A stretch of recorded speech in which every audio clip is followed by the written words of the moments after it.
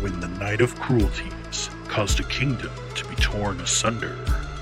A champion was needed, and a tournament was called.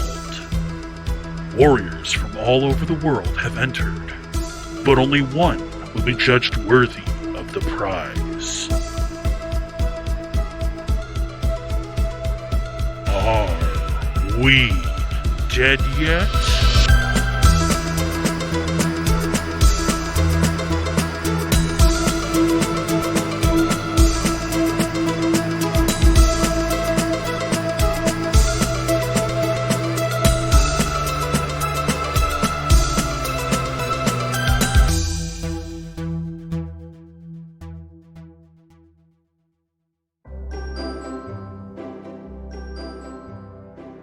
We are back in the only city in the Cersei where sleeves are functionally illegal unless you wear a onesie. Last time in our classic tale of wrestling prowess, the new hotshot fighter group that conveniently features our player characters has overcome 2 challenging team battles, wresting victory from both the Upside Down Groove and Nature's Curse. Now they enter into the upper leagues of combat, where the remaining teams are either from paragons or the villain squads, and they're very, very much stronger than the previous ones. Are they just as weird? Probably. At the roar of the crowd, it takes you back into the scene. The hard stone of the arena floor is covered in blood from Nimbus, the Bloodmancer's unfortunate choice to show everyone the blood snowman technique. As a fun fact, Stadium Raji janitors are some of the highest paid in the circuit for good reason. Viridia, armored and holding her stained glass spear, takes to her floating stage above and smiles. And that was Sindri and the butler of the Voice of Horror. Yeti's blood brothers did not stand a chance. And as the arena is being cleaned up, a team of 3 of you are getting ready for the next fight. How are you preparing? Oh shit, it's us. Yeah, that's us. Oh no, we're prepared. So I think appropriately, seeing as this is a harder fight, Dirk has decided to skip the beer today and he's gone straight to liquor. God. He's doing Oh damn. he's doing a line of shots right now. Oh, that's good. That's good. You know what? Maybe in my intro, I should have warned against the dangers of alcohol use instead of the dangers of picking up levels in Fighter and Monk and RKOing your neighbor. Takeru is right alongside Dirk, doing much the same, except with Jello shots. That does count as a food. Now, It's a brother, fancy I Jello gotta, shot. I need you to tell me, brother. How do they get the alcohol into the jelly? I don't know, friend. I don't know, but it's All right, that's it's fair, the brother. greatest thing I've ever seen in my life. All right, you can have those. I'll stick to I'll stick to mine. Okay. Waffles is just gonna be in the corner of the locker room because is that where we are? I guess we're preparing. Waffles just gonna be glaring at them in the corner, arms crossed and everything. In its onesie still. Is it a different onesie or is it the same disadvantage on attacks against you onesie? Yeah, it's the disadvantage against attacks onesie. Okay, so it's still a Displacer Beast onesie, which is adorable because you're a dog, but you're wearing a big panther onesie. Yup. I visualize distinctly all of those Pikachus, the plushies that they release, where it's Pikachu with the onesie of another Pokemon on top of it. Like that is the exact visual I get in my brain.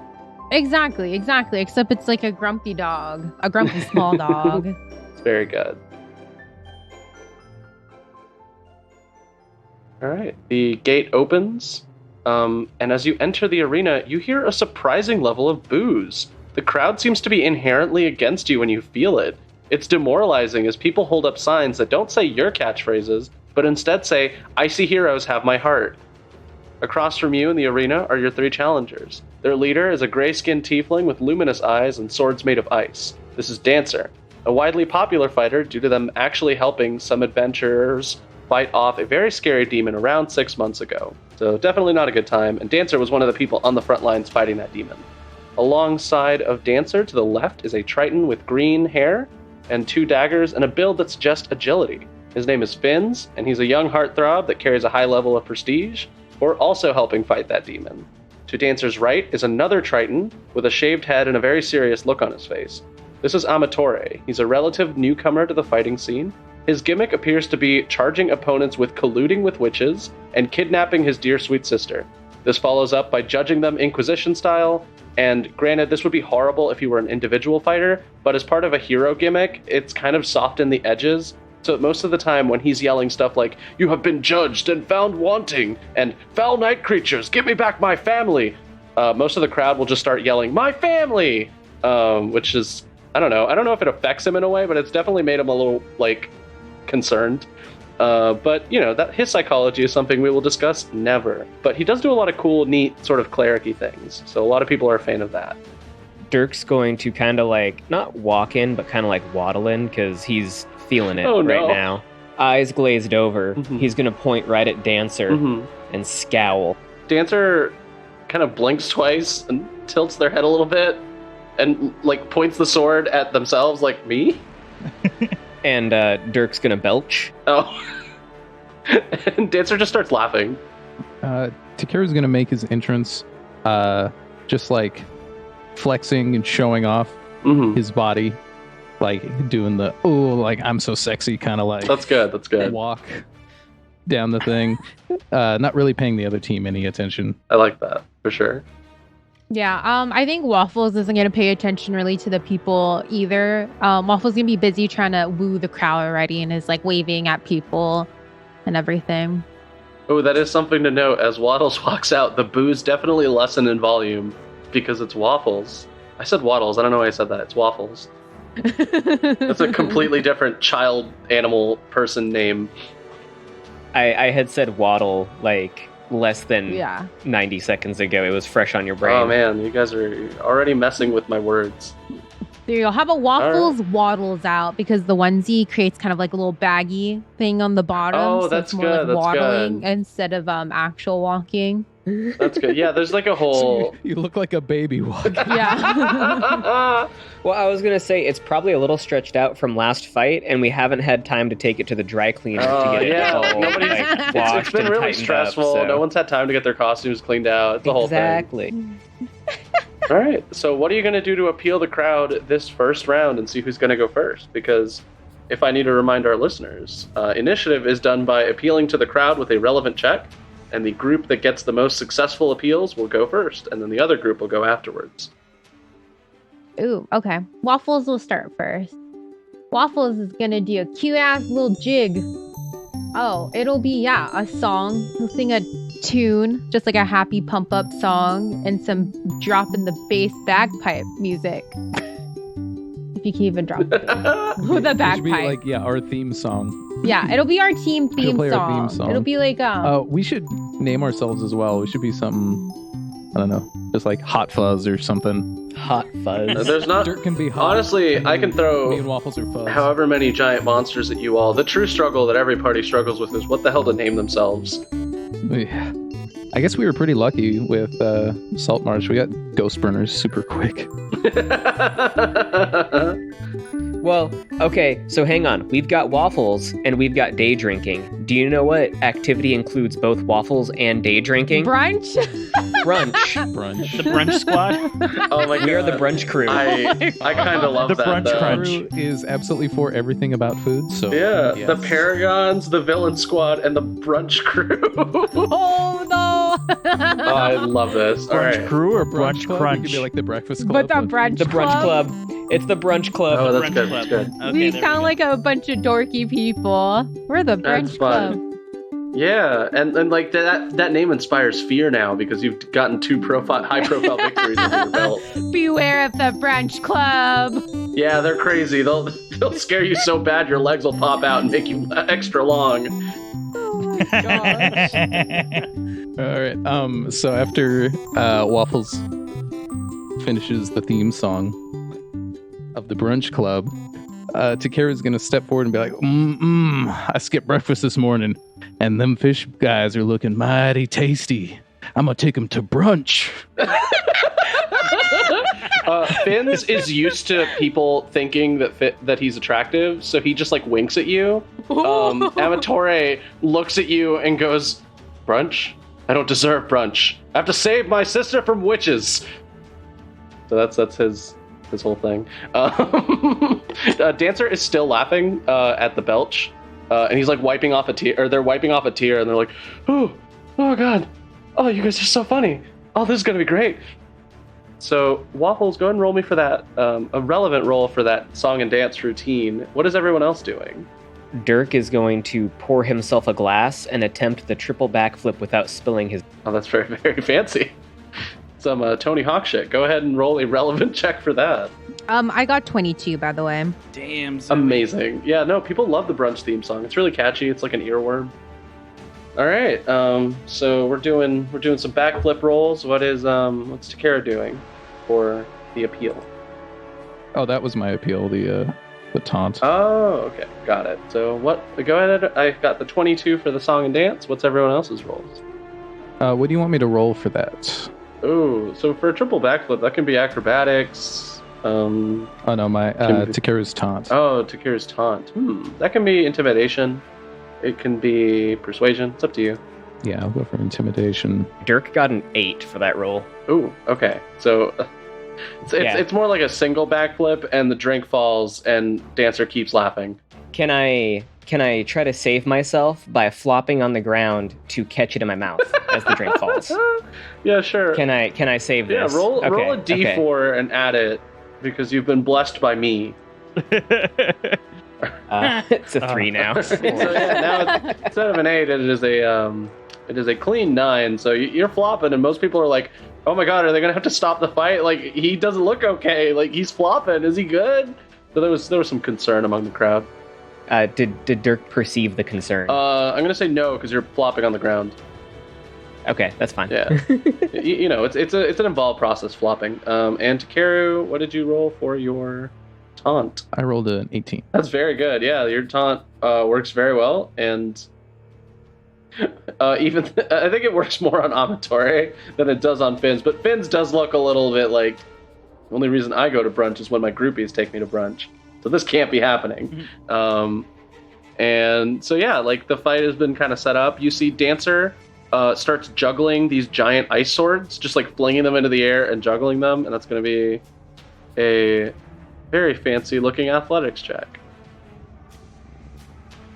If only my dice would roll. That's a nat 20 for Dancer. No.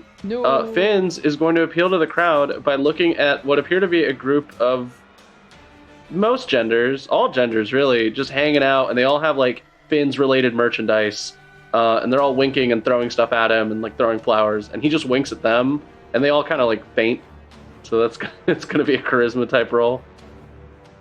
And unfortunately, like a bunch of sand like gets in Finn's eyes, and the wink just turns into like crying as he like leans over and tries to wipe the sand out of his eyes. So because he only rolled a 9. And then finally, you see Amatore step forward and deliver his classic line, "You have been judged by me and my group, and you have been found wanting." And he's going to roll intimidation. And with that's only going to be a 14. So it looks like Dancer's doing some amazing juggling, but everyone behind them is just really fucking it up, just not doing as well as they could be. So it looks like even though the crowd has kind of like naturally aligned against you, you are going to start at 0 instead of -10. Yeah. And for listeners who missed out on our first episode, what are you doing here? This is like the midpoint, you buffoon. Basically, higher appeal that the group makes will let them deal more damage. But if the appeal passes to the opponents deal more damage. All right, so you're all going first. What do you want to do? I'm gonna cast command. Okay. What kind of saving throw is that? Wisdom? Yes, I believe so. Yeah. Cool. A wisdom saving throw.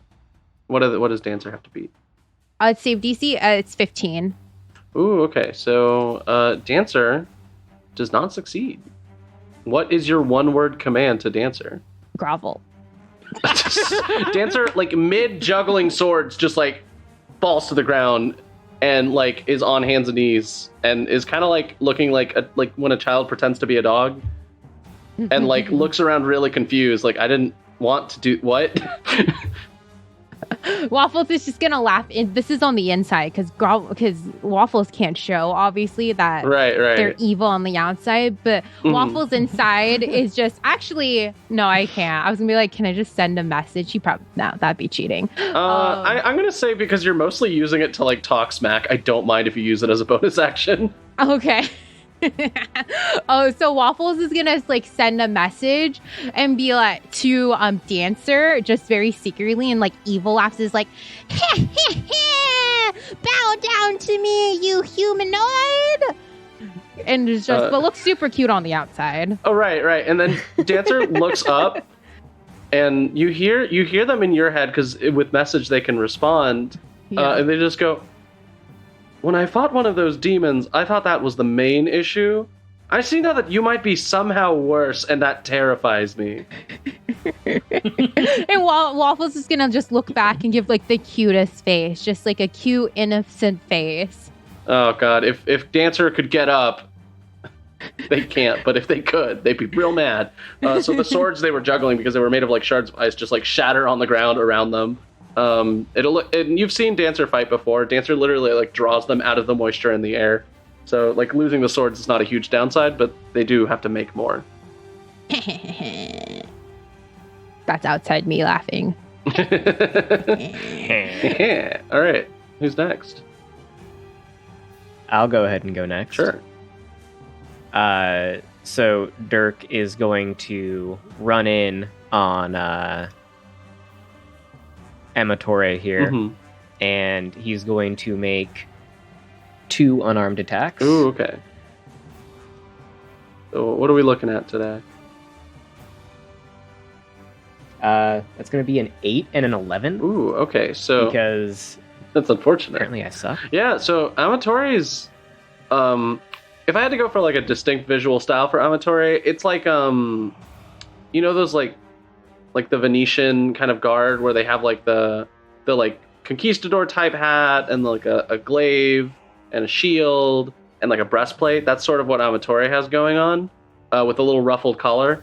And Amatore just like very easily, like just as you roll up to punch and you're still kind of waddling and like getting used to hard liquor instead of beer, Amatore just very easily blocks your unarmed strikes and looks at you and goes, "You have partaken of a substance that takes leave of your senses.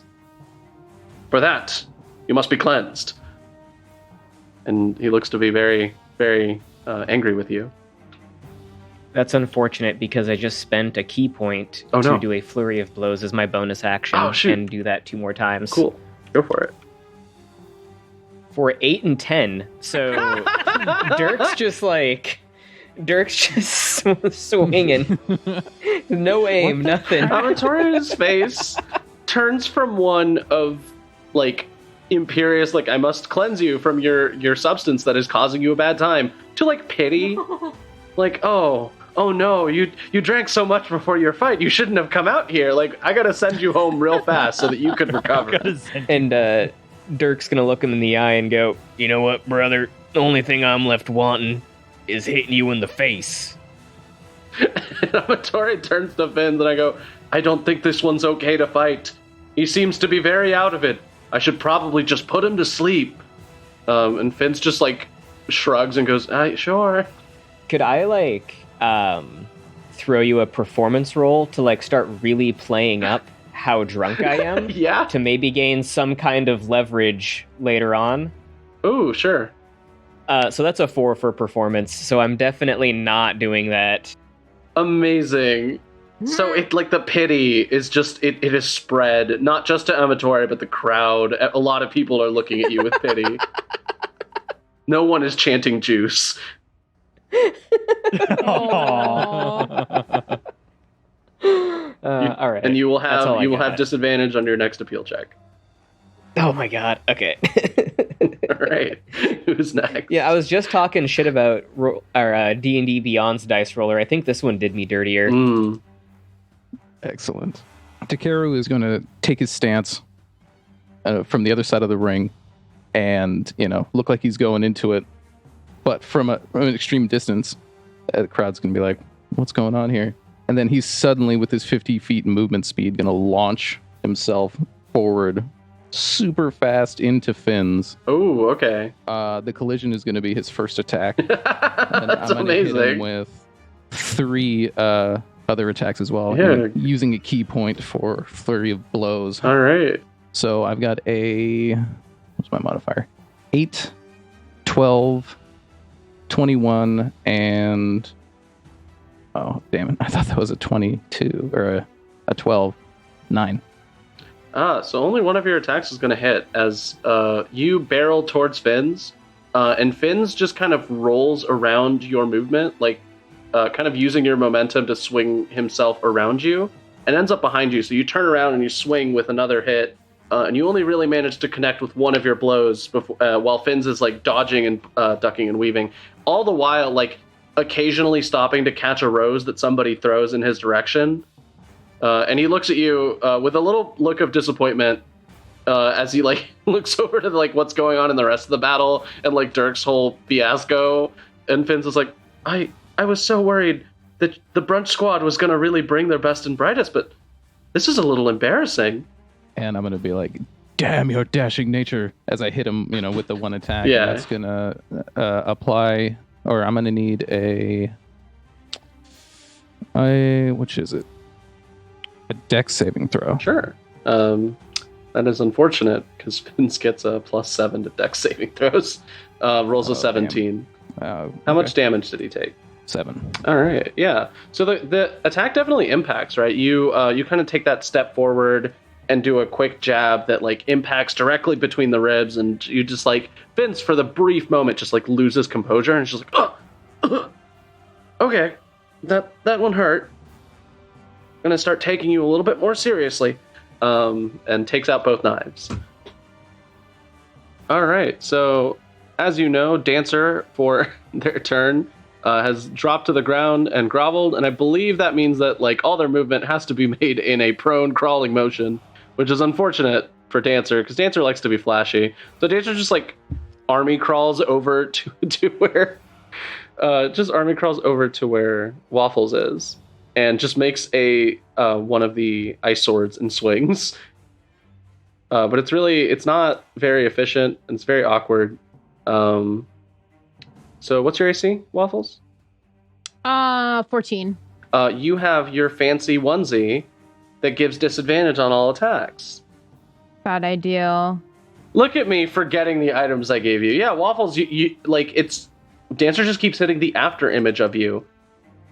And it's really awkward, and Dancer's like, why am I not hitting you? What is happening? I don't understand. And you see Amatore looking at Dirk with disappointment. Amatore rubs his hands together. You see they start glowing with a sort of magical, like bluish energy. And Amatore casts Lesser Restoration on Dirk, sobering him up instantly. What the hell is this bullshit? And Amatore like taps your shoulder, and it's like, don't worry, I'll get you out of here soon. Just for that, I'm gonna have to lay an extra thick ass whooping on your brother. Such language. I understand. You have struggled for many years. This will be the first step of your recovery. I got no comeback. That's a real look of disappointment. Dirk's just too sober to make a comeback right now. Oh, that's very good.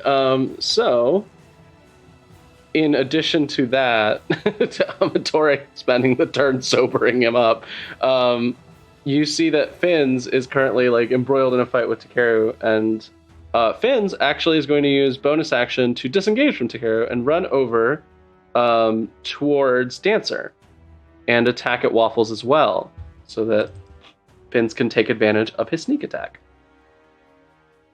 So like a whirlwind, Finn's rides outward and attacks with 3 short sword attacks and misses every single one against Waffles. It is embarrassing.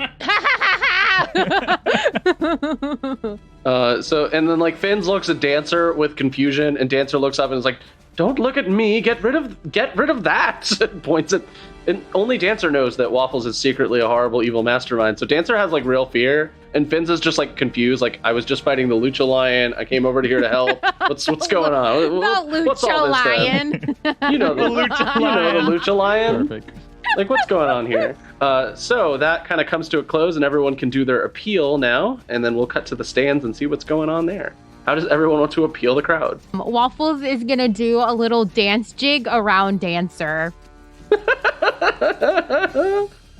Just shake a little booty. That's good. Go ahead and roll for performance or whatever you would like to roll for that. Okay, we'll do performance. Oh, 16. 16. So that's a pretty good dance. Yeah, you manage a very fancy jig around Dancer. While Finns is like trying to pinpoint your location but can't because of your fancy onesie. So you did very well. What is everyone else doing? Seeing as Finn's just BTFO'd, Takeru is going to give an enraged roar and extend his claws and give like a scary pose. Oh, cool. Yeah, that totally works. You can do, I'd say that can be like an athletics, a intimidation, whatever you would like to like kind of like use the physicality or use the actual noise. It's up to you. I'm gonna go with intimidation, although they're both the same. That is 15. All right, so that's pretty good. The crowd is like looking over and they're like, maybe this group can make a comeback. Like they've had a little bit of a weird start, but maybe the brunch squad can bring it on back. So the crowd is starting to build back in your favor. Dirk, what are you doing? All right, so inspired by Takeru's like show of power here, the flexing, the claws, and the roar, Dirk is going to, as intimidatingly as possible, rip his shirt off. Go ahead and roll with disadvantage for your intimidating shirt maneuver, which the crowd is familiar with at this point. How's a 9? Oh, it could have been a lot worse. Could have been a lot worse. So you tear off your shirt, and like in the sober light of day, you're like, "Ooh, I have not been taking care of myself the way I should have for a fighting tournament."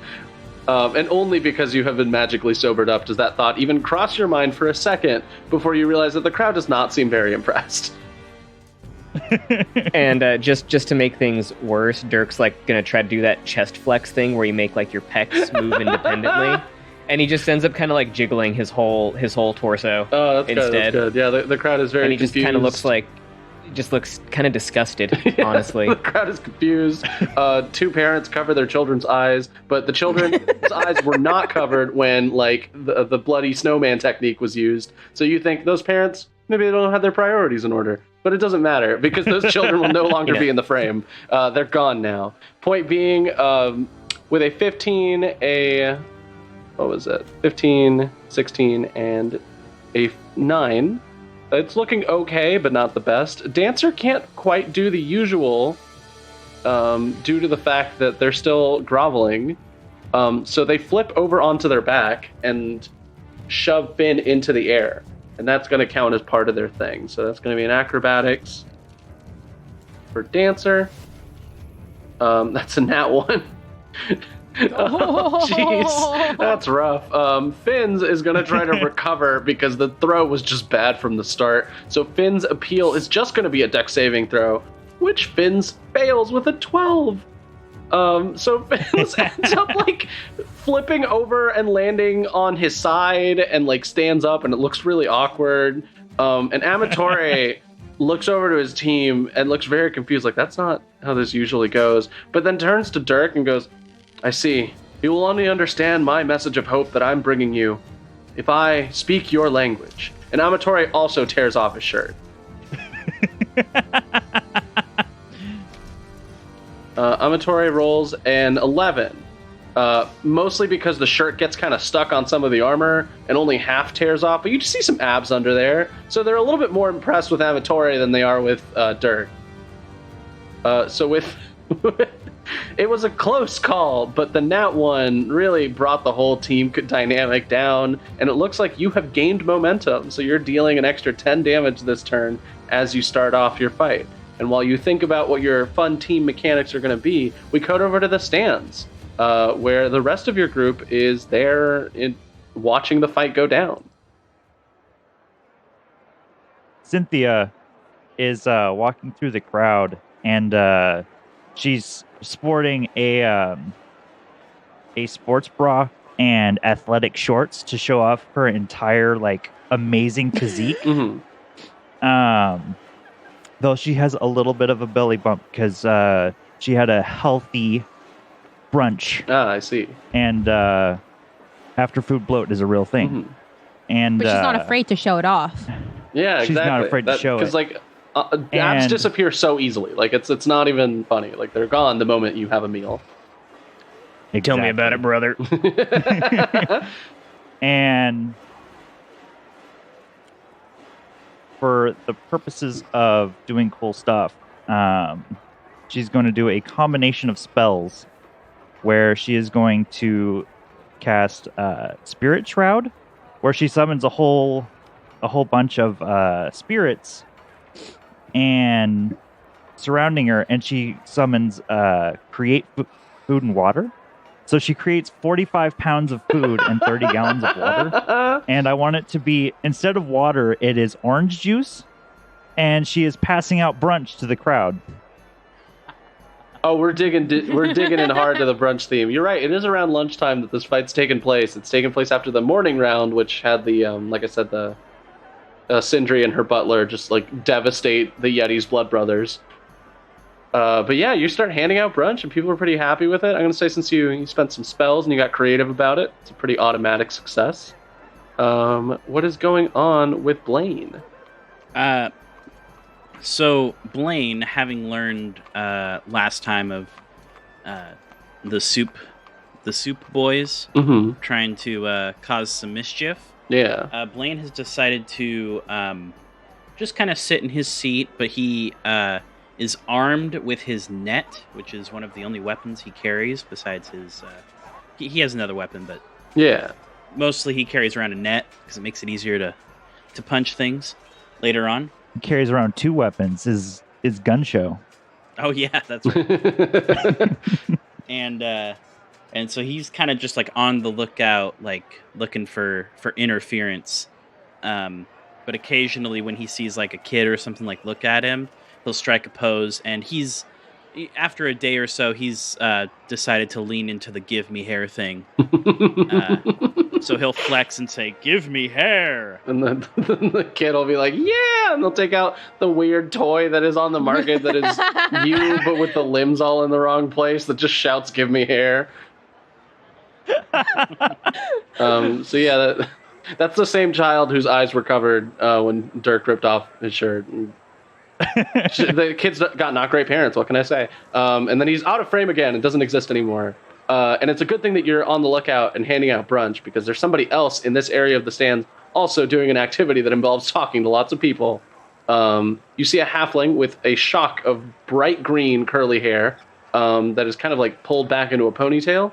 He is shirtless, and he is tattooed as if he has tiger stripes. He is generally pretty scarred, and his physique is solid. And he is currently, it looks like, taking bets and saying, like, you all seen the Ice Spire heroes. You know exactly what they do. They start off a little shaky with some of the acrobatic maneuvers. We all know Amatore's not very acrobatic. And then they come in hard with the swords and the daggers and the Amatore's, like, smite spells. It's crazy shit. So anyway, you betting on them or not? And you see a lot of people are like, yeah, that seems like it tracks. And this halfling then turns and, like, is immediately talking shit about the brunch crew. They're like, that's just a fucking dog. Sure, the other people are doing out punching and shit, but if it gets down to just the dog can't do shit. So once those big beefy fighters are gone, the big beefy monks are gone, it's just all dog from here. And then, you know what they say, you never bet on a dog that wears a onesie. And a couple of people will also bet on the Ice Spire heroes. It looks like this person's turning the public opinion against you. Yeah, so, seeing this little halfling, Blaine is going to walk up to him and just tower over him. Okay. And I'm going to point at his head. Yeah. And I'm going to shout, give me hair. And I'm going to grab his hair. Oh God! No! See, so at first when you stand and cover his shadow, when you stand behind him, you like block the light for a minute, And now you get a little closer, you recognize this halfling is the Grinning Tiger. He was one of the former champions but he retired after the whole like Night of Cruelties and like all the fights being suspended for 6 months, all that shit. So now he's kind of more in the gambling scene. So when you stand behind him, the first thing he goes is, "Can you move a little bit, 2 steps to the right? You're still not blocking all the light, and I want some shade if you're gonna stand there." And then you yell, "Give me hair!" Pick him up by his hair. And I imagine it's like a fun little like slow rotation for him to face you. Yeah. Yeah, and he's like, "What the fuck is this?" "I think you should move along and maybe place a bet somewhere else, young halfling." I'm a clean 50 years old, first of all. Second of all, where the fuck do you get off? This is my business. I make my money selling bets. I know the words for gambling. You know me. And he just kind of like blanks out for a second. And that's me blanking out because I don't know words for gambling. And then the Grinning Tiger stops and he's like, "Anyway, let me down. I got money to collect." Well, let's just keep the trash talk to a minimum, shall we? Those are my friends down there, and that dog that you were talking about, they aren't to be trifled with. Oh, why? Because they're so they fit really well into those custom-made onesies. I could probably fit in one of those. I could probably. If you'd like, I can arrange a fitting for you after the fight. Nah, I gotta make sure I'm showing the gun show. And you see, he is indeed he's built pretty well for a halfling, but the tiger stripe tattoos and the green hair just make him look like a fucking clown. I'll just lean in and I'll just whisper, "If you don't stop talking bad about my friend, I'm going to take your hair." And I'd like to roll intimidation. Absolutely. 22. That's great. That's amazing. So the Grinning Tiger shifts through a couple emotions. First, it's anger. Where the fuck do you get off? Second, it's assessing the situation. Like, right, his eyes kind of flicker left to right, up and down. Like, what's your relative level of strength? Where's the necessary exits? What can I do now that you're grabbing my hair? And then third, when you say that, is just like an immediate relaxation of the tension. He goes, "Yeah, I can be a little bit quieter if it's gonna get your hair all up in a knot." Good. Glad we had this talk. Yeah. And I'm gonna just set him down gently, and then walk back to my seat. You feel something ping off the back of your outfit. You see a couple people laughing too. I'll take a look. It's kind of hard to see from the angle, but you see that a big, like, painted green smiley face has been drawn on the back of your shirt. It's got, like, tiger fangs and shit. I'll just chuckle and head back to my seat. You hear a sizzle. Oh. It wasn't just paint. Oh. It's acid splash. Oh no.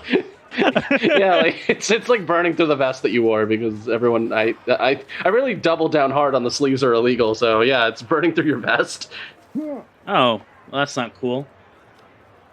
I'm gonna throw my net at him then. Okay. Go ahead and that's what, a dex save for him? Let me check here. I believe it's just an attack.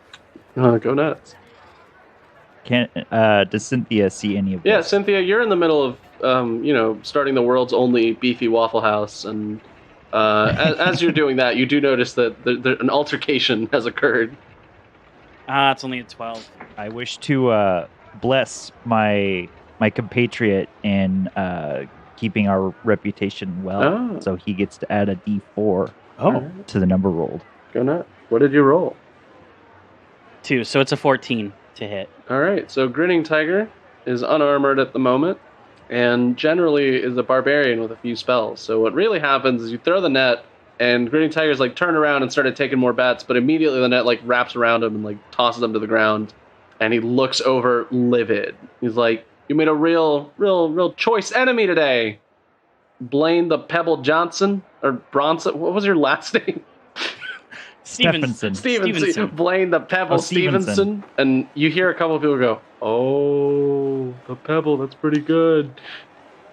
I'm just going to pick up my net and sling it over my shoulder and head for the exit. Okay.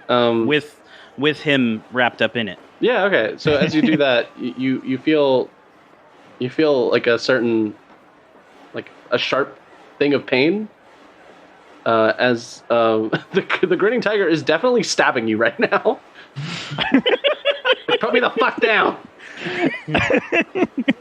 Like I said, man, you should have fucking flung him. You take 6 points of damage as this like tiger tattooed green haired halfling is just stabbing you in the back right now. That's fine. That's fine. Put me the fuck down. I got bets to take. What the hell is this? And I'm gonna kind of cut the scene there as you like wander over. And where do you leave him? Because he's in a net. Like, what are you gonna do with him?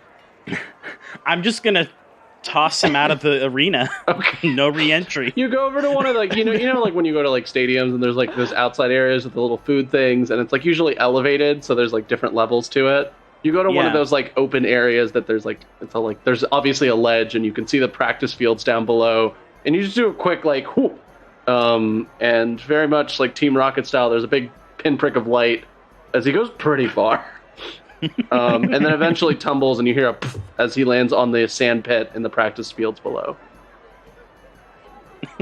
Excellent. You pass by like one person who's like, "Oh yeah, you got stabbed, mate. The stab wound in your back. It'll heal." Oh, are you sure? It looks pretty bad. And I'll walk over and try and find Cynthia. Okay, make a Constitution saving throw. Sure. I'm actually good at those. I rolled a nat 20 for a total of 26. Oh, that's very good. So, you shrug off the poison that definitely coated the dagger that the grinning tiger stabbed you with. Yeah. So yeah, you make it back to the stands, and Cynthia's there, still passing out brunch. Any final things before we get back to the battlefield? I'll just look at Cynthia and say, "This place is full of strange people." Yeah, but you got rid of the little problem, so we are good. I was thinking about banishing him, but you did a better job. Oh my god!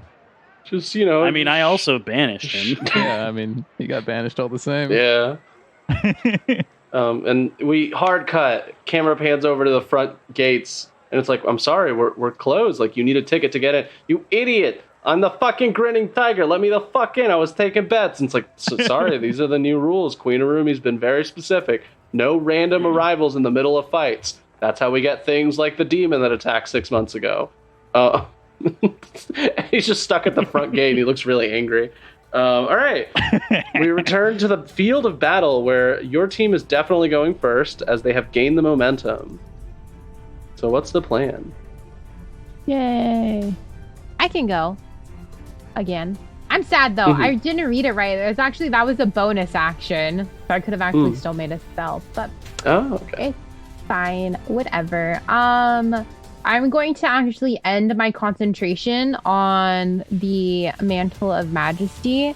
And I'm going to actually cast Crown of Madness on the classic. So Dancer stops being forced to crawl on the ground, and instead, let's see how Dancer does. It's a wisdom save, by the way. Yeah, I'd assume so. Dancer rolls a 21. God damn it! And as soon as you release the spell, Dancer like that crown, like the metal crown, appears around Dancer's head, and they just shove their hands between their forehead and the crown and just like wrench it apart, and stand up. And an ice sword just appears in their hands in front of you, and they point it at you. And they go, "I don't care how long it takes. I'm going to take these swords, and I will rid your evil from this world." And the way that Dancer says it, everyone goes, "Oh, haha, hero gimmick, yay!" But you know, Dancer means it. Ah, fuck. That was it. I was out of character. Oh, that's good. He just looks mad. Right. Yeah. All right, so what's next from your team? I can't do cantrips as a bonus. Can I cast, because that's the only bonus I can do, is You can give inspiration, you can... Yeah, I'm going to give out Bardic Inspiration to Dirk, because it sounds like he could need it. Let's be real, Dirk needs it. Yeah, so I'm going to give one to Dirk. All right, how are you inspiring Dirk? What's going on in Waffletown?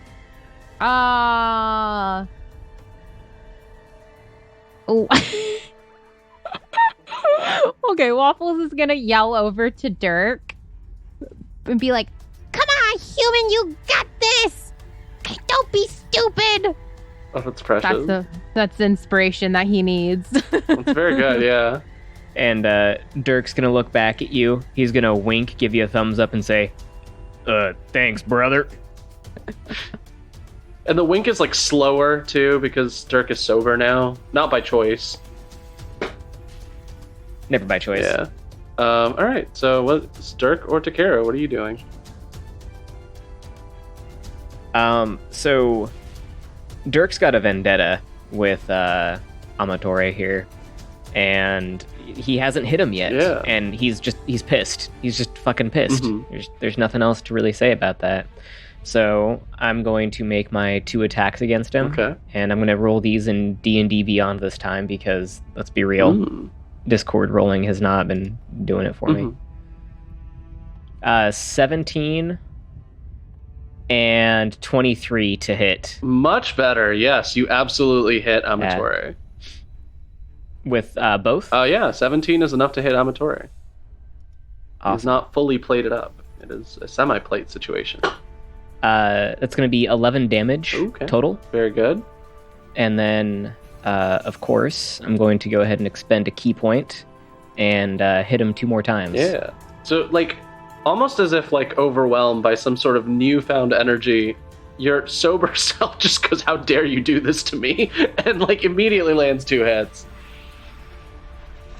And that's going to be an additional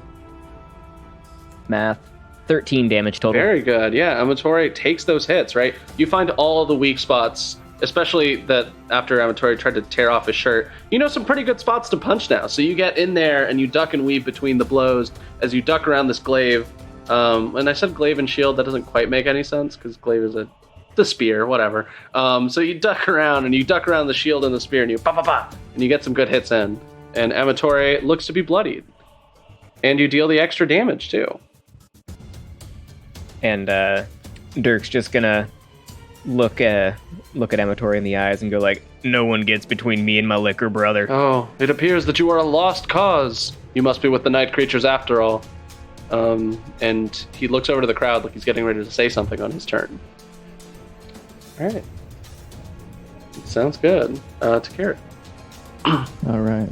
Well, Takeru is going to menacingly tromp up behind Dancer and say, "What are you doing to my dog?" Oh my god! Weird. Yeah, you definitely catch them off guard because they look over like, "You don't understand. You're working with this person like willingly. You can't do that. They're a danger. They're a dangerous dog." Waffles is just gonna really quick. Waffles is gonna be glaring at Dancer's head, but make sure, because I like to think I'm shorter, so Takeru can't see it. But then all of a sudden, Waffles is gonna yell, "Help me, Takeru! Help me!" Takeru's gonna be like, "Waffles, dangerous evil, really?" and Dancer like, "No, you don't understand. Dangerous evil." Like, I don't know how to explain it. They specifically pointed at me and it magically glowed. So yeah, Takeru, what are you doing? Dancer is like very flustered, trying to get you to believe them that Waffles is a danger and a menace. His ire is only going to be increased even more. Oh, that's good. By the disrespect of his teammate, and he's going to go slap happy with 4 hits on. Excellent. So I got a 20, a 16, and a 25. Yeah, you hit Dancer. 20, 16, and a 25. What was the last one? 11. 11 misses, but the rest of them hit. So yeah, go ahead and unload your flurry of punches onto Dancer. For a total of, what is that? 22 damage, and I'm going to need a strength and a constitution saving check. All right, so Dancer is going to make that con save and succeed with a 24. Yeah. And the strength save, that's going to be a 20. So Dancer is well set in, like, I have to at least incapacitate Waffles before it's too late. So even though, like, so you run up on Dancer and you manage to, like, break through a bunch of the ice swords to get and, like, land a bunch of blows and kicks on them, and they immediately, like, reform some ice swords and, like, put one to try to parry you and then start moving towards Waffles. All right, so that's a full house of turns. Amatore looks over to the crowd and looks over at Dirk with a look of sadness, and he turns to the crowd and he's like, I have judged this person, and I have found out something very important. And the crowd goes, what? And Amatore turns to you, Dirk, with a sad look on his face, and he's like, he has been colluding with the creatures of the night, and he has been found wanting.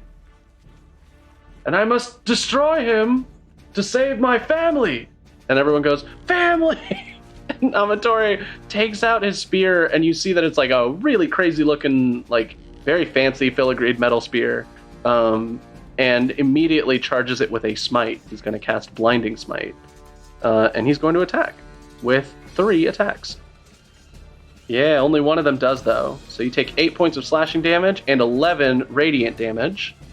And I need you to make a Constitution saving throw. Oh my, that's a lot of shit going on at once, man. Yeah. All right, so my con save. Yes. I'm just going to go ahead and add my Bardic Inspiration to that. What's the dice, a 6 or an 8? It should be an 8 at this level. So that's going to be a 17 Constitution save. You're fine. You don't go blind. And how much damage was that total? It was 19 total. 19, thank you.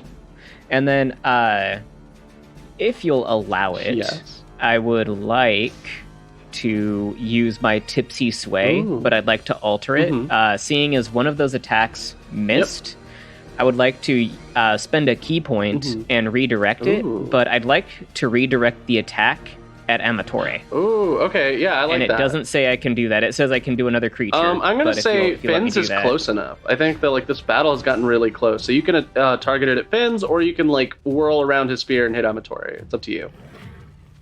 I'd like to make him hit himself. All right, sure. I'm going to say it's not how it's written, but I don't care about rules. Well, I care some about rules, but I care not that much.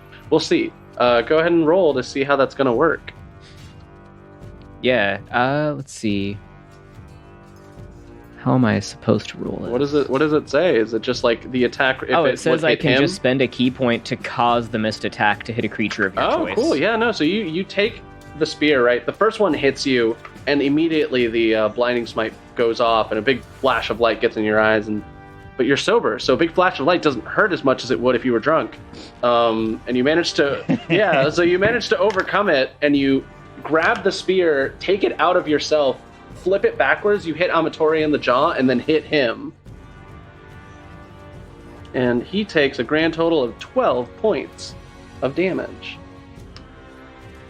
You might want to stop hating yourself, brother. And he also takes an additional 10 because of your momentum, which resets at the end of your turn. So if you're hitting your opponents during their turn, it can also do that extra damage. So yeah, Amatore's looking rough. Alright, so after Amatore goes, you see Finns goes over to support Dancer and attacks Takeru. And Finns has kind of been managing to only got hit once. Takeru, what's your AC?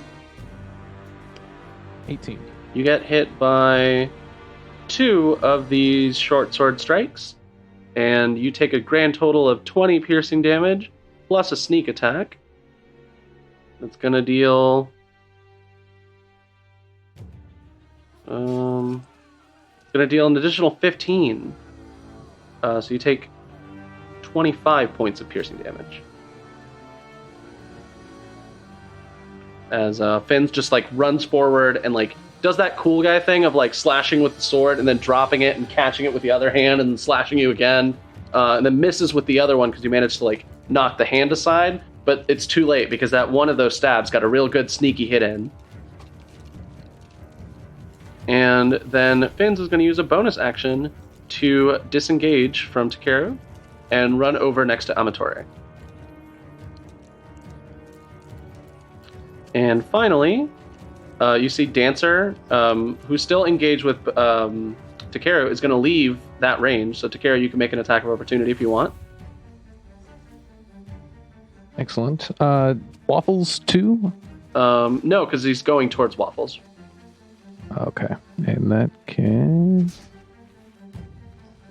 22. Yes. All right. Waffles. 6 damage. Yeah. 22 does hit, and you do deal 6 damage. And you see Dancer just shrug it off because so much focus has now turned towards stopping Waffles and whatever evil machinations lay behind those adorable eyes. And you see Dancer do an ability that is very rarely seen in the fight. As instead of drawing a bunch of ice in the air, or moisture in the air into an ice sword, you see Dancer just take a whole chunk of ice and just fling it upward like a serpent and like literally slam down and try to pick up Waffles. So Waffles, give me a strength saving throw. Oh God, a strength saving throw. Yeah. Oh no. If they can't hit you with a sword, they're gonna grab you with an ice telekinesis situation. Oh, 11. All right, so you had to beat a 13, which unfortunately you did not. So you see Waffles is just like flung upward by this like pillar of ice and like trapped in like an arm made of ice that Dancer has kind of conjured up and used to grab stuff. And that's a spell. That's a very long spell, so I'm giving it a read. Well, it looks like no damage, but Waffles is very high up now and can't see Dancer or anyone in particular because right now they're like completely covered in ice. All right, so and you're restrained for whatever that matters because you know conditions and D&D and shit. But point being, Waffles is trapped in a tomb of ice, and that's going to be Dancer's turn, and that's going to be all of them. And they all look Amatore especially looks really hurt, and so does Dancer. But they look like they have a renewed vigor. Like this is now more important than just winning the fight, especially with Dancer leading them. We cut back to the stands where it appears that things have actually calmed down a little bit. You do see now sitting down in the stands around you in the same sort of area is Sindri and her butler. Her butler looks worse than the last time you saw him. Before he was looking like he was very, very sick and he was like gray in color and you would hear strange cracking whenever he moved. Now he looks like he hasn't consumed food in a while, and his eyes are kind of bloodshot, and he's wearing that little butler outfit, but it's kind of sagging from him, like it's not fitting him well anymore. And every movement, like a twitch of the head, a blink of the eye, is causing that like cracking noise. I'm getting some strong like Men in Black vibes, where the roach guy wears the farmer's skin. Yeah. And Sindri is just sitting placidly looking at the fight, but does seem particularly delighted as Amatore is getting his ass whooped. Anything we want to do in the stands before we go back to appeals? So Cynthia, seeing Sindri, is going to do a swoosh of her hair and walk over to her. Yeah, and she's in her jet black evening gown, like she would be like to go out for a night on the town type of thing. That's the only thing you've ever seen her wear, even during fights. You see she's wiped off some blood from it, but there's still a couple specks. No, I don't have any spells that can remove blood. Okay, but she's gonna walk up to her and be like, "Hey, you enjoying the fight here?" Oh yes, normally I don't stay, but at some point I'll probably have to fight all of you, and I figured I would get this excellent opportunity to watch how you dismantle those little heroic types. Okay.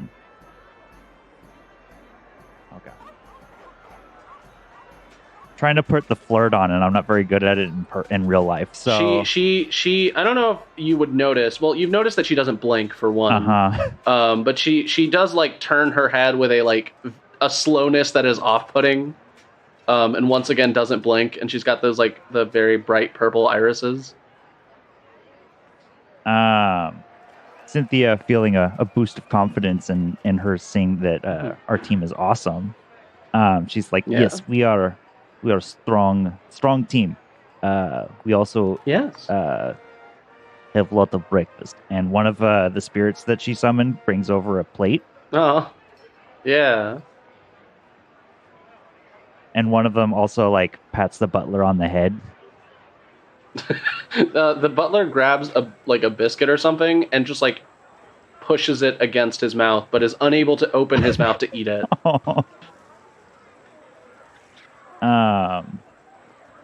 Gosh, trying to be funny. I'm not coming up with anything. There's your problem. You're trying. What do you want to say to Sindri? Like, what is Cynthia here for? She's gonna be like, okay, I'm not best at this, but I'm going to be very direct with you. You are very pretty, and I would like to have brunch with you sometime. Oh, okay. I see. You see her blink once, and it is very deliberate. And she opens her eyes again, and she looks at you. She thinks for a minute. Okay. Sure. Cool. Awesome. Well, I probably have fight tomorrow, so before fight, we have brunch. Okay. And then you can see me. Does one very deliberate blink again. And then you can see me win. And I will do it for you this time. Oh, that'll be delightful. Awesome. It is date. Yes, and Butler will be there as well. Looks at Butler. Butler does not seem to respond and just pushes the biscuit. Like, instead of just trying to push it back and forth, just pushes it, like, smushes it onto his face. Charming. I don't go anywhere without the help. It is fair. I have my own help as well. And she's pointing at the spirits that are surrounding her and still giving out food to the crowd. Of course. Very awesome. Very good, Cynthia. Enjoy seeing my team win. Because they are cool. It is very likely that they might. And she stops blinking and will no longer blink for the rest of the episode. And now stares directly forward and watches the fight. Butler has given up on the biscuit and is now just staring in like two directions at once as his eyes just drift in different directions. So Cynthia now has the happiest look on her face ever. And she glances to Blaine, and she like gives big thumbs up, and is like super just giddy now. Cute. All right, we come back to the battle where you've turned the tide. One coming out from behind, you've like actually brought it up, but it looks like Dancer's not going down without a fight. So what are you all doing to appeal? Can I do anything? Because I'm restrained or no? I don't know how restrained I am. You can try. You can still talk. So I have it's like I'm grabbed, like I'm restrained, like arms and legs, but my face is still up there, out. Yeah. I can talk. Yeah. Okay. You could play up your cuteness to the crowd and make Dancer seem like he's a big old meanie. Yeah, I was gonna pump the crowd up, like and be like, yeah, I think I'll do that. I'll yell to the crowd and be like, "Who do you want to win? Let me hear you!" And you see, because like now it just looks like Dancer has just gone off the deep end and like used a move that like Dancer never uses to trap a dog in a onesie. So everyone is booing at Dancer and definitely cheering you on. Go ahead and roll persuasion. Woohoo! 23. 23. Yeah, no, the crowd, it's almost like devastating. because the crowd has looked at Dancer and everyone's like, today's the day. Today's the day Dancer went and did a heel turn. Oh my god. And it's spreading and everyone's like, oh no, Dancer's gonna join the villain squad. Like all these rumors are just circulating and Dancer's looking upset. And tries to explain no, you don't understand. No, you don't understand. So yeah, that's gonna be yours. It is very successful. What is everyone else doing? Takeru is going to, from behind, watching this happen, point at Dancer and shout about how he's a wicked evildoer. He's attacking a poor puppy. We can't let this stand. I will vanquish him. Oh, that's good. Go ahead and roll appeal. Whatever you can do, persuasion. You can do deception. Well, it wouldn't be deception for you. You believe it. It would be persuasion. You can roll with advantage though because performance. Yeah, or performance. You can roll with advantage though because the crowd has definitely been swayed at the overwhelming use of force being used on a dog right now. I only got 13. But the 13 is still pretty good. The people they're already on board with Waffles' message, so you're preaching to the choir here. All right, Dirk, what are you doing? So sort of playing off of this thing that's going on, Dirk's gonna start talking. Far too long, brothers and sisters, have you fell victim to the treachery that is these heroes of ice and their lies about being heroes. Clearly, they are villains who would assault a dog with ice magic. That is over the top. Excessive use of force, tyrannical, I dare say. Go ahead and roll. It can be performance, it can be persuasion. It's up to you. It's not that good. Shame. It's a 7. So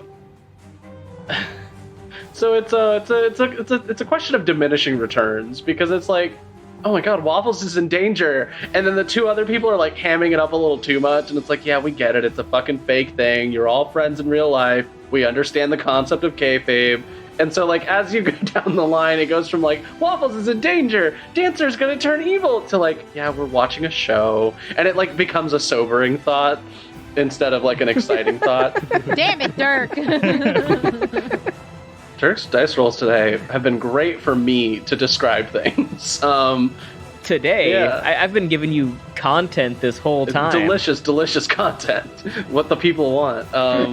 And you see... Amatore looks over at Dirk and whistles, and you hear and this is going to be Amatore's appeal move, as you see emerging from Amatore's side of the arena is a horse, a quasi-real horse-like creature, spirit situation, that, it looks like if you mixed a seahorse with a land horse, so it has, a seahorse face and, a ridged sort of body, but it's got regular horse legs and a tail. And Amatore just jumps and sits on top of it, and it does the classic neigh and 2 legs up in the air horse pose. And he holds out the spear, and he whirls it around, and it's I will not go down without a fight, not as long as I haven't found my family. And everyone yells back, family. It's great. So let's roll. That's gonna be it's gonna be probably performance. Oh, that's disappointing, Amatore. Amatore gets a cool. Did you have a bad roll? Cool 7. So Amatore is yeah, my family, and then the horse just shudders a little bit, something fucks with the magic, and Amatore just shifts and falls off, and he lands on his feet, but he's not on the horse while it's doing the move anymore, so the move isn't as cool. And Amatore immediately holds up the spear and clambers back onto the horse. That's gonna be his turn. You see Dancer, who is almost gone numb to the crowd, and he's just I'm not... Only true villains would do what that dog just did. And almost Dancer's saying it to no one in particular. And they take it, and they take their icicle situation, and for their appeal, it's going to be an intimidation, because they undo the bind that they have on Waffles and drop Waffles 50 feet. Oh no. So Waffles, you're taking 5d6 damage. Could I be Could I be like an agile dude and attempt to like rush over and catch Waffles? Sure. To lessen Keeping in mind there? that if this roll goes poorly, you will both be hurt. Sure. Yes. You want acrobatics or athletics? You can do whichever one fits your situation right now. Okay. How's a 22? Oh, that's great. Yes. Yeah. So, as you know, monks have that like slow fall type ability. So you kind of run alongside the wall, moving way faster than you would normally be able to. And you catch Waffles and you manage to reduce the damage as you land. So Waffles doesn't get hurt by this maneuver, but the intimidation that is being put on display right now does resonate with the audience, as it appears that Dancer has rolled an 18 for their appeal. So the audience is like, oh my god, like maybe it was real after all. Maybe this is the heel turn. And Finn's looks over to Dancer, and Dancer kind of like nods, like this is important. And Finn's is like, okay. And Finn's immediately like takes a scarf that they wear normally around their neck and like push it up to their mouth and do like a bandito type of thing. And immediately like rush forward and like fling their daggers in the air. And they're also running towards Waffles. So they're gonna do a performance roll. Oh my gosh! With a nat 1. So the bandito mask just like flies off in the wind. So you get that same like baby face, like Finn situation of like, oh, that's a young heartthrob. So immediately everyone starts throwing flowers at him, and the flowers just like misalign his like movement. So he does not like do a sick run up to Waffles like he intends to, and instead just kind of has to slow to a stop as a bunch of flowers hit him in the face. All right, so it looks like your team handily succeeded.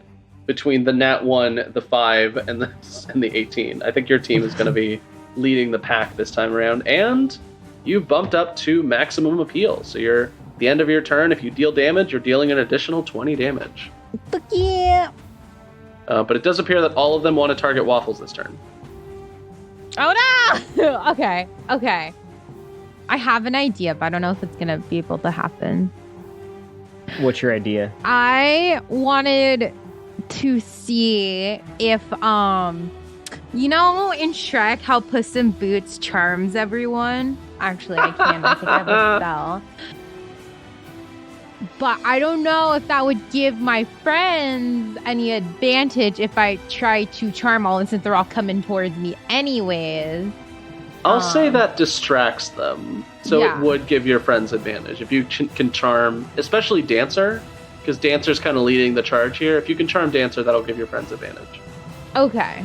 I have an alternate strategy that you could consider, is try to use your charming prowess in mass on the crowd as opposed to on our enemies to essentially, if this goes to the next round, that just secures us favor, essentially. But we're already at max. Yeah. Yeah, but that'll keep him from taking us down from max. Yeah, exactly. It'll just kind of ensure that we're where we're at. I will say, if you're at max appeal and you appeal to the crowd more, it will cause the crowd to get rowdy enough that they will start interfering with the match. So then no. what that means is dependent on what the situation is. But in general, a rowdy crowd can be a good thing and a bad thing. I'm all for chaos. But it's not. Well, it's anyone's turn, technically. Yeah, anyone can go. Well, I'm not the one who can do what you... Yeah. I don't know. I don't know if I want a rowdy crowd. That could be, because like you said, it could be bad or it could be really good.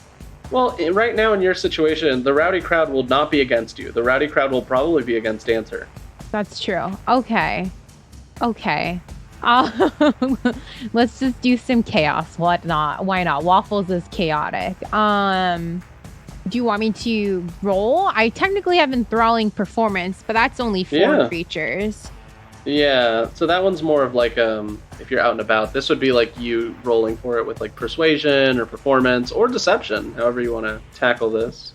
Okay, so all of a sudden, Waffles is just gonna drop to the floor, just dramatically drop to the floor and start wailing and just like cry, just tears fill up their eyes, and they look out into the crowd and look around and be like, Dancer's gone gone crazy, and I don't know why.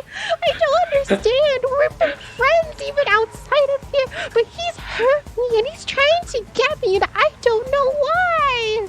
And he's just gonna, like, send out beams of help. Just, you know, That's so good.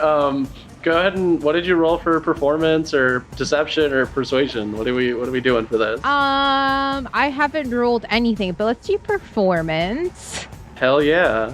I'm scared. This is great. That's a 27. Oh, all right. Plus 10. Yeah. So this is the first time that we've encountered this mechanic, right? You're already at max appeal, and you have pushed the crowd into the frenzy zone. You're crying and freaking out in fear. That cuts, right? It goes from like, this is a friendly match to like, oh my god, Dancer's gonna kill Wafflez, the mascot of the brunch crew, the most loved awakened animal on this island right now.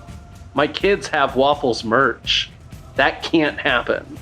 So immediately, people are throwing bottles, food from the brunch squad ghosts, out like just globs of soup. You see that the two lizard folk that like hang out and make soup to stick people together, they're just throwing soup. Like, it's getting crazy as the arena floor is now littered with like nonsense, like with like streamers, with like roses, with rocks, with bricks that have been pried from things. Somebody who's very strong just picks up their entire stand chair and chucks it onto the battlefield. It hits Dancer in the head, and Dancer drops concentration on their ice telekinesis spell. So all of the ice just like drops to the ground. And the crowd is now rowdy, and what that means is occasionally on your turns, random things will be thrown at your opponents. Okay, as a bonus action, can I do that? Yeah. Okay, I'm gonna give it to Takeru, because there we go. I'm gonna give him a bardic inspiration point. Amazing. Yeah, no, the people are like, because the people have already seen Takeru try to defend Wafflez, so they're all very much on your side. Somebody throws Takeru the biggest bow staff you've ever seen. Oh, snap. Like, it's like a literal, like, it's one of those Sun Wukong pillars. Like, it was stolen from a temple in heaven or something. All right, he's going to snatch it out of the air and twirl it around. All right. Strike a cool little pose. Yeah, the people fucking lose their shit. They're like, hell yeah, this is why we love Wrestlemagia violence. And I realize I haven't been saying Wrestlemagia enough in a game titled Road to Wrestlemagia. This whole tournament, this new tournament, is called Wrestlemagia, just in case anyone did not know that. And the people are loving it. This is crazy. The crowd is in a frenzy. So what are y'all doing next? Mm-hmm. Yeah. So Dirk's going to take both of his hands, and he's going to get some soup mixed with some dirt from the arena floor and do like war paint great. On himself. Oh, no. And he's shirtless? Oh, God.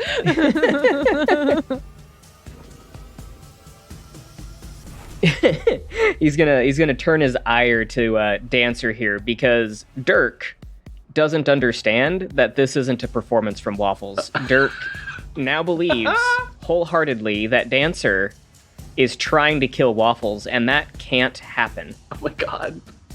So Dirk's gonna go and give Dancer the biggest people's elbow Wrestlemagia has ever seen. That's great. That's so good. You have Dirk advantage. Is going to begin. Okay. Yeah. Well, I was gonna ensure advantage as how high do the columns on the sides of the arena go? The columns go about like 10 feet, so you can like climb up them and then like swing off of them or like jump between them if you want. There's a bunch of like, as with I've mentioned in previous sessions, the arena is like kind of made of stone and has these like pillars with like different handholds and stuff, so you can climb up them and get some verticality. Okay. So yeah, Dirk is going to run up the pillar, leap off the top, and come down on Dancer with a people's elbow. You said advantage on that? Yeah, for sure. How's a 24 to hit? 24 definitely hits Dancer, who is still distracted from losing the concentration on ice telekinesis. All right, so it's going to be 5 damage for the first hit. I'm then going to forego my second attack make an athletics roll to grapple Dancer. Oh, that's good, yeah. So that's a 14 athletics to grapple him. I'm going to say Dancer got disadvantage right now. With a 9 is definitely going to fail. Dancer is now pinned. And then I'm going to burn another key point so I can make 2 additional attacks as bonus action this turn. Ooh, as Dirk is going to pull a growler off of his belt. And he's going to scream juice at the crowd and begin chugging it. So for the first time in this fight, the crowd has returned to you, and they are all screaming, juice, juice, juice. And as Dirk's doing this, while he's got Dancer in a headlock, he's kind of like bouncing up and down with each chant of juice. Oh, I'm picking up what you're putting down. This is good. A 22 and a 15 to hit, unless you want me to take advantage, and then I can reroll No, you for sure hit with both of those right now. And that's gonna be 15 damage as Dirk smashes the growler on Dancer's face, and then finishes with just like an uppercut into his nose. All right, so with Dancer being the only person right now who knows Waffles' true horrifying intentions. Just everyone is turned against them. It's literally like the invasion of the body snatchers, where like I know that they're monsters, but nobody believes me. And like literally like Dancer, who was like a delighted hero, other groups of adventurers would say nice things about them. You know, like this is somebody people liked, and immediately all of that has fallen away as Dirk just like smashes a growler on Dancer's face, flings them upwards, and like kind of does like a back bend and drops them with a full suplex, and Dancer is out cold. That's right. Nobody messes with the brunch crew, brother. And the crowd goes fucking wild. They throw what appear to be sacks of money. They one of them does hit your shin. It hurts a little bit. They throw like whole pies that somehow land perfectly on the arena so they can be eaten afterwards. They throw some meat pies that do not land perfectly and shatter into meat and fried dough everywhere. People are losing it. You see Finns and Amatore look to be very disheartened. And Takeru, you have a pillar of heaven, as it were. Excellent. What is the stats on this thing? It's going to be a quarterstaff, a +2 quarterstaff, basically. But the important thing is that its range is functionally infinite as long as you can see, because you can extend it out like the Sun Wukong pillar. Oof. Alrighty. And he's going to intuit this naturally because reasons. Yeah, of course. No, you've all heard of this legendary weapon. In fact, Brother Fred has shown it to you, and then you realize and you look up and like a friar looking guy is like giving you 2 thumbs up and like pointing at himself, like he threw the pillar of heaven to you. He wasn't supposed to take it out of the Temple of Issel, but he did it anyway. Brother Fred coming through. Yeah, no, he gives you like a bunch of thumbs up. He's very excited. Which one of the 2 Finns or Amatore look more damaged? Amatore looks like a stiff breeze could knock him out. Finns looks to be you've only hit Finns once.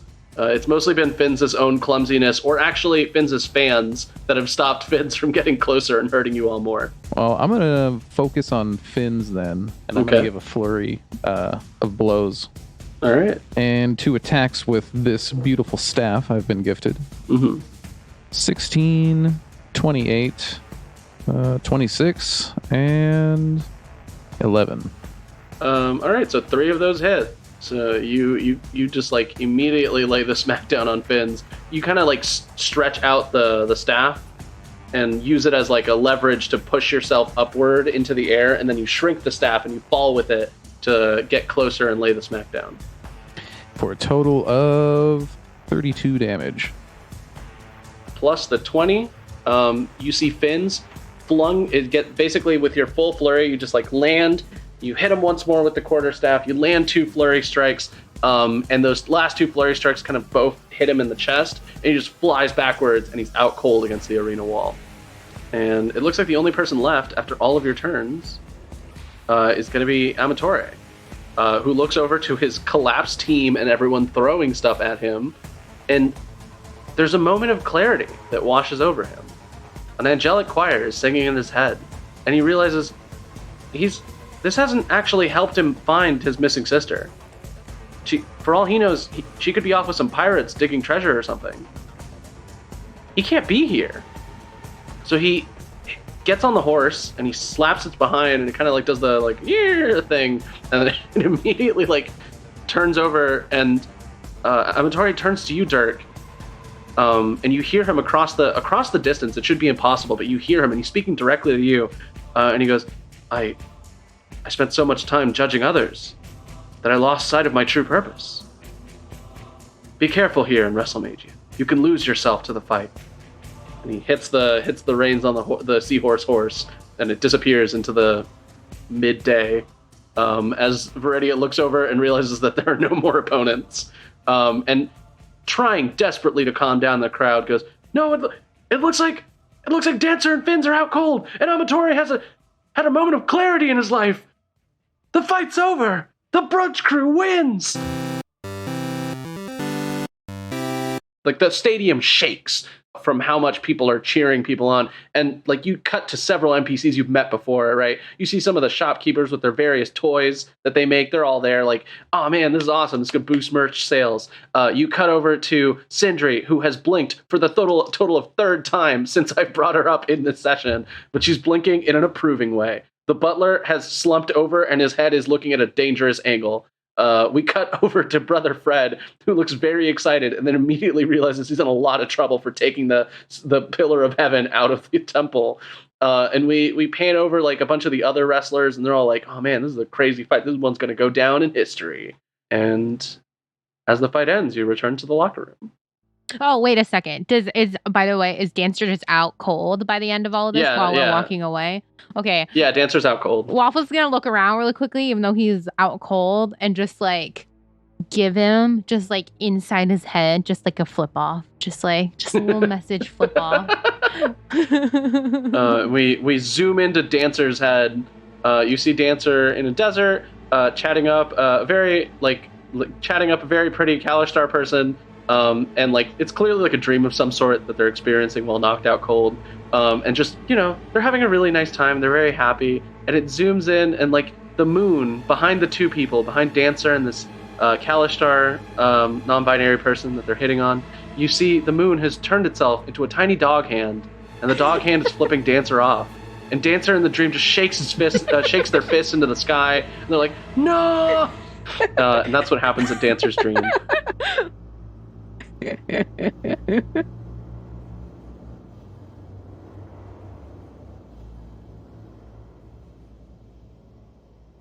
Hi everyone, I hope you had a good time listening to our Wrestlemagia mini campaign.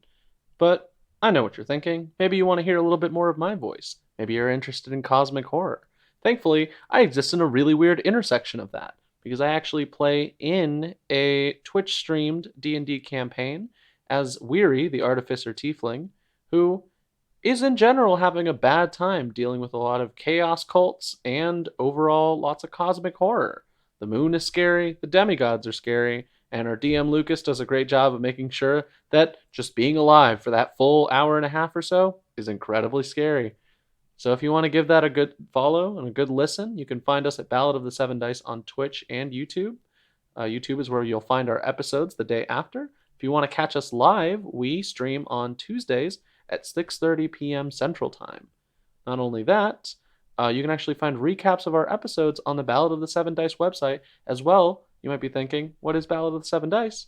It's actually a separate actual play podcast that you can listen to on your podcasting app of choice. So you get 2 campaigns for the price of 1 difficult name to remember. And I know you can handle it. So this is just between us.